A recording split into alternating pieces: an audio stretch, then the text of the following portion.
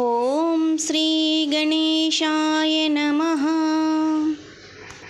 సువర్ణవర్ణసుందరం సితైకదంతబంధురం గృహీతపాశమంకుశం వరప్రదాభయప్రదం చతుర్భుజం త్రిలోచనం భుజంగమోపవీతినం ప్రఫుల్లవారిజాసనం భజామి సింధురాననా.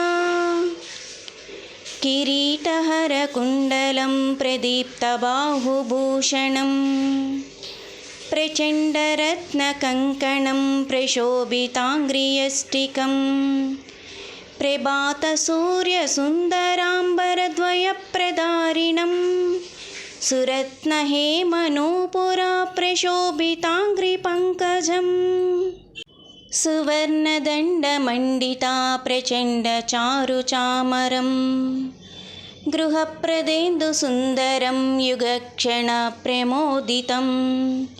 కవీంద్రచిత్తరంజకం మహావిపత్తిభంజకం షడక్షరస్వరూపిణం భజే గజేంద్రరూపిణం విరించి విష్ణువందితం విరూపలోచనస్తుతం గిరీశదర్శనేచ్ఛయా సమర్పితం పరంబయా నిరంతరం సురాసురై సుపుత్రవామలోచనై